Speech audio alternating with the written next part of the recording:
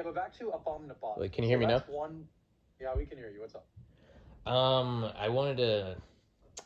Can you explain that what you said to that other guy about Divodāsa? Which one? There was a guy on here before, and you were talking about Divodāsa. About the what? Sorry. Divodāsa, like as something. Oh, Divodāsa. Yeah, Yeah, yeah, yeah. Okay, Divodāsa. yeah. I was telling him you can use that reference, and you find it in the Brahmanas referring to the Maruts, right? Now, Divodāsa as a name, remember is well. Think of what you're invoking with Divodāsa, right? Dasa is like Light. so sad. No, that's the first part. Divo. Okay. Dasa is referring to something that is like a like a wandering indigent, right? Like a wandering ascetic. So for example, Das, Nanak Das. Typically, they like to translate it as servant or something, but that's not what it means. It doesn't mean a servant. It refers to someone who's wandering, right? Like a mendicant, a hermit. It's an ascetic. And so how we know that is because you can do the anadrome of that root. So thus becomes sad, right? And that's where we get our phrase of like Satguru or Satya, right? So Satnam, right, is the same root as das. So for example, you have the phrase Ardas, right, which is also linked to this idea of a kind of prayer, an arja, or an arza, that is an ardas, which is from the Persian. It's referred to some type of like request or prayer that's being given by the ascetic, right? As a kind of as a the as we say in Persian. Yeah. Well, adab, usually it's like a formal thing. Yeah, and it's typically like a prayer. That's what it is. It's like a request or a plea. And typically, when you go to any again, that's again another thing, a command, right? So it's something that an ascetic or a wandering ascetic would say, a demiurge would say, that becomes law, or that becomes kind of reality. So, for example, modern day Sikhs, every time they finish a prayer, or that concluding of the prayer is an ardas, because there's this magical ritual kind of thing in which what you say becomes reality. So you frame it as a prayer, but in reality, it's a as thus spoken, kind of the tatastu or something like that, is the kind of invocation. Okay, so that's das. Divo obviously comes from Dios and Jyotish and Dev, right? The Deva. But it can also be, interestingly, Devana refers to a kind of an impress within the ground where dice are thrown. So Divyati refers to the tossing or casting of dice, right? So Devana refers to a place where the dice are thrown, which is the altar. So Devi can also refers to the ritual altar, and so Deva is the thing that's going in, right? So that's Div. So Devaksha could be the dice that are thrown, right? The dice of destiny or something like that. So Divodāsa could be the epithet of an ascetic, right, who is either playing at a ritual dice game, the victor of the dice game, but also the victor of this battle, right, that's happening. So the name itself doesn't tell us anything about there being a specific character. It's a title or a rank now linked to a dice game. And if you actually look at the Battle of the Ten Kings, it has been mapped to the battle of 5 partitions of a dice game, where each side has 5 partitions or shares. And so the winner gets all 10, he becomes the Virat, right? The winner of everything, the big king. And so now we have an interesting kind of question of, is this a title of a king, or is it the title of someone who wins the game of the Brahmodya? And now, how does it come back to the Marut? The Marut is also a name that is given to the person who wins the Maria, the dice game, right? They're the Brahmodya. Yeah, the Maria is connected also to like words like marauder, right? Not just marauder. It's also connected to this idea of the winner of the winner of one who is the bachelor. the one who's the winning bachelor, so one who was selected or chosen. Yeah, by, like but the marital martial access, the hostility access, no, right? but just not don't get too much, but just the simple idea of a bachelor who is chosen, right? So now I've given you three layers in which Divodāsa has nothing to do with the king, but has more to do with the ritual institution of Brahmodya, where the dice are thrown, and again, this method of divination, again, that's why they call it divination, div, right, throwing the dice.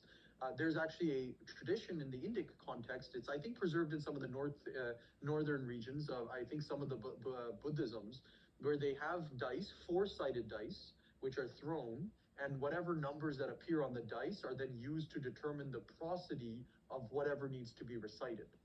So they actually are composing hymns, riddles. They call them delineates in French. Quite literally, the word divinette comes from the same root as that, which refers to riddles. Again, Brahmodya is the reciting of these cryptic, what do you call it, hymns, which are, they're competing over, right? So a Divodāsa could be referring to the victor of a Brahmodya, and that's also called a Marut. And I can give you citations from within the Brahmanas in which this is the way it's understood. But you have to have the context of the Brahmodya and the ritual institutions that these terms are used in mind when you're doing the hermeneutics. Now, if you turn it into a battle, right, again, the battle imagery is preserved, a ritual battle, the same way you have a rap battle. A rap battle is not like a real battle of two kings or something, or five kings or 10 kings. It's literally two people fighting, or fighting with words at each other. The idea of a battle itself is already this kind of contested word. It doesn't necessarily have to refer to a war in the way that kings would be fighting wars. It literally is priests literally fighting two sides of the same coin, Arya and Dasa. And that's how they're typically presented within the text. And remember, Arya Dasas are usually invoked together, and it could literally just refer to the one side versus the other, right? The home team versus the away team, something like that. And so naturally, if you think home is comfortable and away is foreign, then you're going to say Arya Ari or Dasa, or you're going to use Das and Dasa, something like that. Dasa, Dasyu, something like that. Yeah, and apparently some people say, oh yeah, that's why the Iranians became the Dasyus and stuff like that. They were the foreigners when like the split happened and stuff like that. Remember, in Sanskrit, the word Ari refers to enemy, and it's the same root as Arya. Yeah, exactly. The hostile access, the martial marital access, like the contract, so, exactly. Right, all of that stuff. And so again, this is again not just like outside the. You actually look at the hymns. So, for example, Rudra is said that you come from far, or you will come from somewhere that's foreign. They use the word Adi to refer to that. And he's bringing medicine again back to the demiurgic institution that these invocations are linked to. And so now the question is Divodāsa referring to an actual king, or are we referring to a ritual institution in the text in which they're talking about two priests going at it? And then this goes back to this idea of, Father Asura and then Indra, or sorry, Varuna, and then them recruiting what do you call Agni and Indra and all these other devas to become the devas, right? In the ritual institution, right? In other words, technically speaking, every single deva is an asura. Not every asura is a deva, as far as the Rig Samhita text is concerned. And all the what do you call foundations are asuric. And the question is, why would they be the asur, right, or the asuras? Because they're of the wilderness, they're of the aranya, they're the vratyas. And if you take that into consideration, we know the whole Vedic system says themselves, the hymns themselves tell us, the Atharva Veda tells us, the Rig Veda tells us that all civilization comes from the wilderness, right? Like the idea is that law gets issued from the wilderness, and the demiurges from the wilderness create the institution of the household. That pattern of the four and the three and the one, the three are created by that one. The Brahmana, Kshatriya, Vaishya come from the Shudra, right? Again, Shudra is then associated with Dasa, which is typically associated with the lower kind of state or something, but typically, or the outsiders or something, but typically that's the demiurges. They're not outsiders in the sense of they're excluded, they're outsiders in the sense of they're beyond the duties or menial tasks of the three, something like that. Like you are exempt, so-called, from the duties, the ritual duties, and these are the ascetics, obviously, because they are exempt from the ritual duties. They've graduated, right, or something like that. But they are the ones who build the laws, right? So that's why, for example, in the Vedic ritual, the four groups of priests. Again, this goes back to that Divodāsa ritual imagery. The four groups of priests, so four priests have groups of priests around them, and the Brahmin, the spokesman of the Atharva Veda, will typically be their anirvachaniya, meaning that he will not say anything unless he needs to create a ritual injunction when there's a mistake. So in other words, he steps in when there's a mistake, and then he remains silent otherwise. And that is actually the role of the wilderness, right? The wilderness only issues a command. It's typically an injunction. So there's the harshness of the Asuric imagery when something in the household is bad, right? Or is being done incorrectly. So this is like, the idea that the prophets come into Sodom and Gomorrah, and they came in with a message and they said, "You're shit, you king, change your ways, blah, blah, blah," right? God sent us, blah, blah, blah. So that's that institution just playing out in politics, right? And we have the same kind of stuff preserved in the woke stuff where they think they're the outsiders and they're speaking truth to power. It's the same shit, right? But again, here we are talking about a sociological institution based on a ritual logic, far away from any battle that happened historically between a king called Divodāsa with all these other people. Right? That's where, you have to now ask the question, why did you begin with the presumption that the text was even referring to an actual king rather than to a priest who was doing the ritual and maybe even being initiated or, something like that? Why is the original frame even related to war and kind of kings and stuff? Because that's the way the Indologists who were translating things, they come from an understanding that the only history that's preserved is the history of the victors, and the victors are always kings, right? And so when they come into this priestly system, which again is not based on kings, the kings have no say in any of this stuff. They're reading into priestly things, political things. And so they're looking for, things that they could make a political history out of, but you can't, right? And within the context of political history, so this is someone like Theodore Porphyrius, you can read his work, and I've cited him in the Medium articles if you're interested, because I like his kind of framing.